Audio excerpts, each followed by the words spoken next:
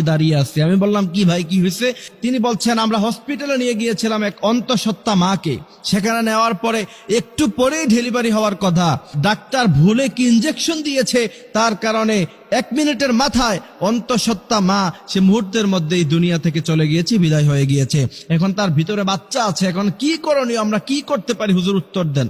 আমি মুহূর্তের মধ্যে থমকে গেলাম, কারণ এমন প্রশ্ন আমার জীবনে আমি কোনোদিন শুনি নাই।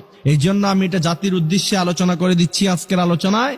অবশ্যই আমাদের আলোচনা যারা শুনছেন, আদ-দাল্লু আলাল খায়রি কাফাইলিহি, এই হাদিসের ইস্তেদলালে আপনারা এটাকে শেয়ার করে দিবেন বেশি বেশি, যাতে করে গোটা জাতি জানতে পারে। কারণ একটি মাসালা, আপনি আমল করেন অথবা না করেন, আপনি শিখলেন, বিশ্বনবী বলছেন নফল নামাজ পড়লে যে পরিমাণ সওয়াব, সেই পরিমাণ সওয়াব আল্লাহ পাক তোমার আমল নামায় দিয়ে দিবে। আমি অবাক হইছি যে এই প্রশ্ন তো কখনো পাই নাই। পরে আমি গবেষণা করে এটার উত্তর যেটা পেয়েছি, যদি সন্তান গর্ভে থাকা অবস্থায় কোনো মা